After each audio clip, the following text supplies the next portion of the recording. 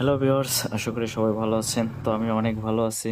তো আজকে হচ্ছে রমজানের পূর্ব মুহূর্তে, যে একটু পরে হচ্ছে আপনার তারাবির নামাজ হবে। তো আমি একটু আগে বের হয়ে একটু বাজারের দিকে যাব। তো বাজারের দিকে যেতে আমার বাসার পাশ দিয়ে যে রাস্তাটার অবস্থা একটু খারাপ, তো তারপরেও সেটা মানিয়ে নিতে হয়। তো সেখান থেকে আমরা যাব। তো অবশ্য আমার যাওয়ার গন্তব্য হচ্ছে ঢাকা মোহাম্মদপুরে।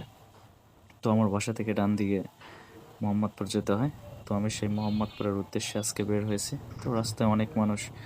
আর বেসিক্যালি রমজানের মধ্যে কিন্তু এরকম একটু ভিড় লেগেই থাকবে দোকানে। মানুষের খাওয়ার, কেনাকাটার আরও অনেক কিছু। আর একটা জিনিস সবচেয়ে আমি বারবারই বলি আপনাদেরকে, যে আসলে এই ঢাকার মধ্যে যে রিক্সার প্রবণতা যে এত বেশি, আর এই রিক্সার জন্য কিন্তু ঢাকায় প্রতিনিয়ত বাইকারদের একটু প্রবলেম ফেস করতে হয়। কেননা জ্যামের ভিতর দিয়ে বাইকাররা সহজে যেতে পারে না। আবার এরা হুটহাট করে সামনে চলে এসে কিন্তু অনেক অঘটন ঘটায়। তো এর জন্য বি কেয়ারফুল।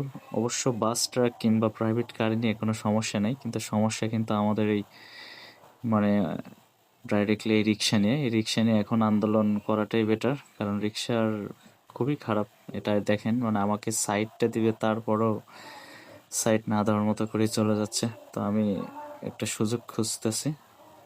দেখেন কিভাবে সামনে দিয়ে গাড়িটা দিয়েছিল। এই হচ্ছে রিক্সাওয়ালাদের একটা দুর্ব্যবহার। তো এদেরকে কিছু আসলে বলাও যায় না, আর কিছু এরা মাইন্ডেও নেয় না।